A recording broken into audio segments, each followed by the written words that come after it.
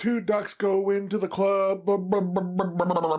It has been my experience that when it comes to stories told through video games, none have as much heart as indie games.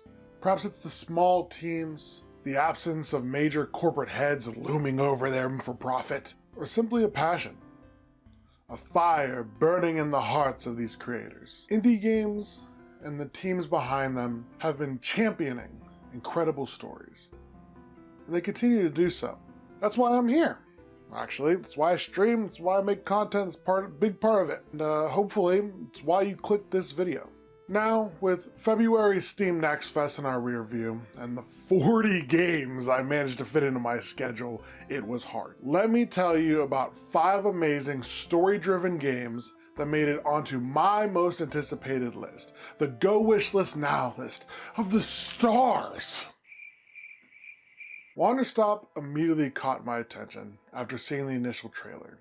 It teased a story about the struggle of purpose, mental distress, and possibly even anxiety. It presented itself as a game with a clear narrative goal, not something hidden in deep lore or mystery, but something right there for you to experience. It was Breath. If you haven't experienced these feelings before, it may not hit as hard. But for those of us who have, we understand the importance of breath. Upon playing the demo, this became even clearer. The game's goal, its purpose, is breath. Set in a cozy cafe called Wanderstop, our character Alta struggles with the loss of self-identity as a warrior. In an attempt to heal, she meets Bodo, the shop's owner. I don't know, it's Bodo, he's the shop's owner, who offers her not just a job, but a place to pass the time as she rests. This sets up the game's primary loop.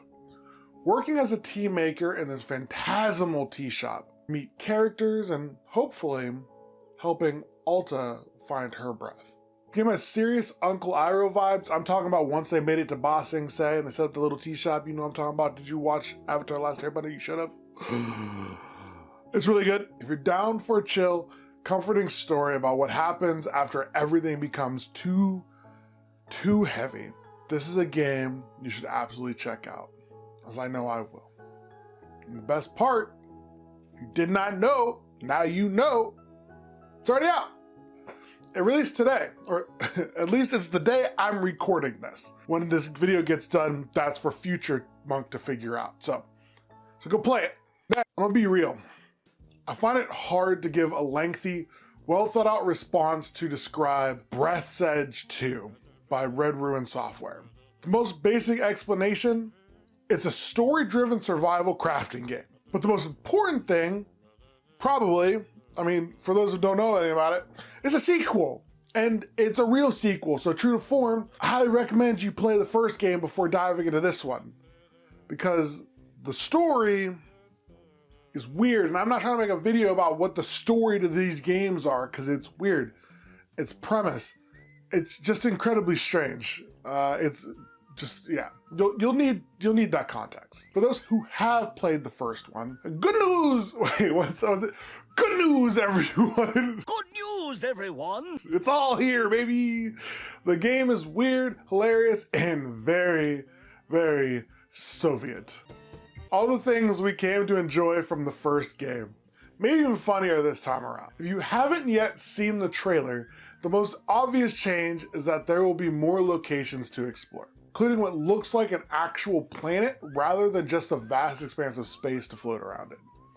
You'll also be able to traverse via ship to different locations. This is what I've peeled from the trailer, because if you played the demo, you wouldn't know any of that. I didn't find it in there.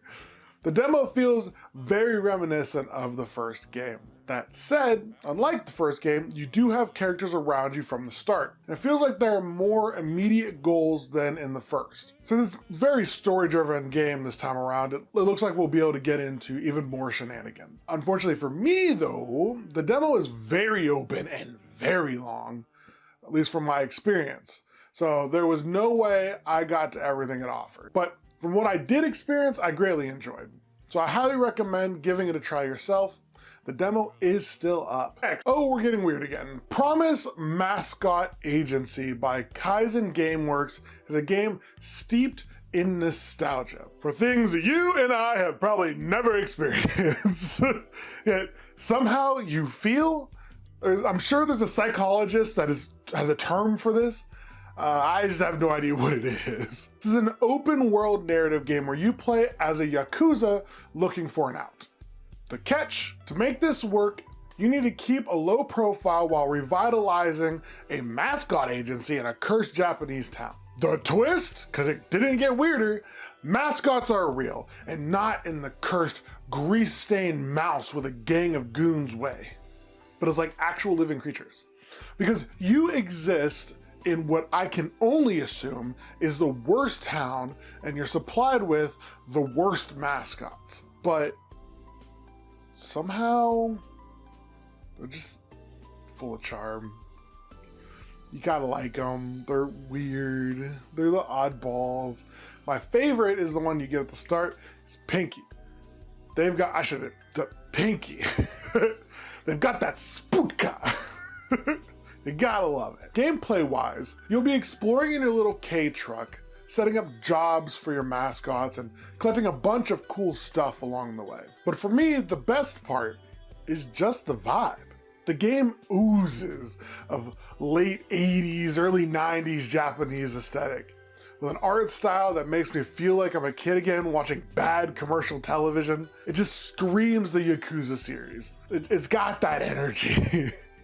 And if that's up your alley, I really insist that you check it out. The demo is actually still available if you want to give it a try, and I really think you should. Next, before we talk about Ruffy and The Riverside by Zocrat Laboratories UG, let me put y'all on some game, all right? What do you know about the late 90s and early 2000s?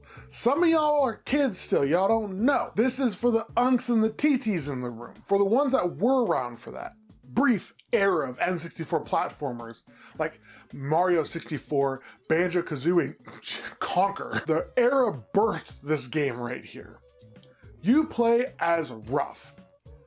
I think a 2D bear. I think. With a bee companion, exploring countless nooks and crannies, collecting stars and other goodies. The game's twist.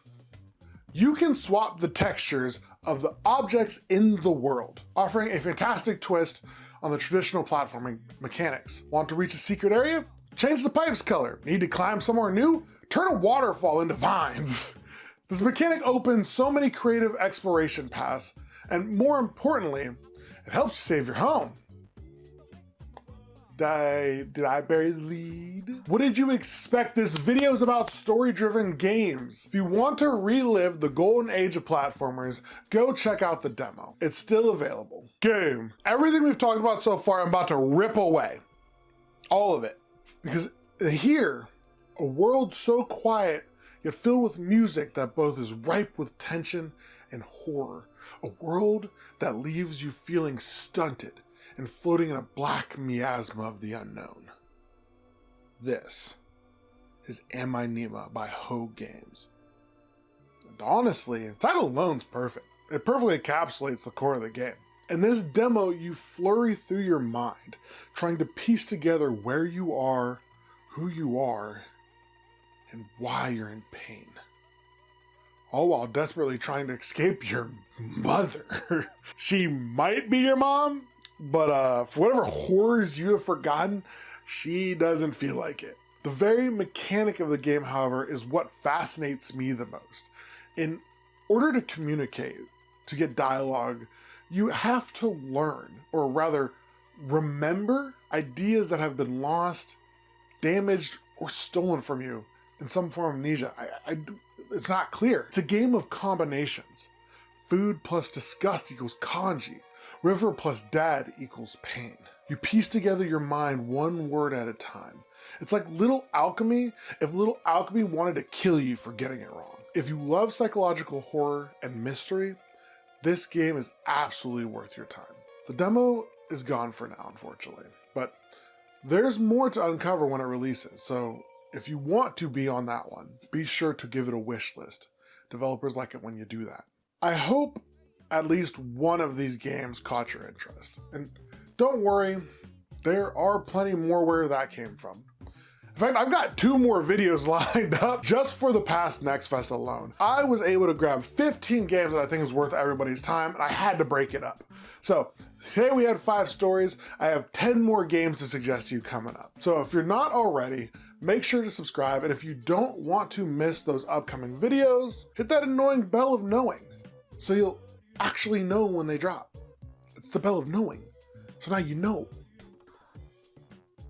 I almost finished a rap lyric. I shouldn't have done that. Appreciate you for hanging out, and I'll see you next time. Peace. How do I end these videos? Oh, I forgot the one thing.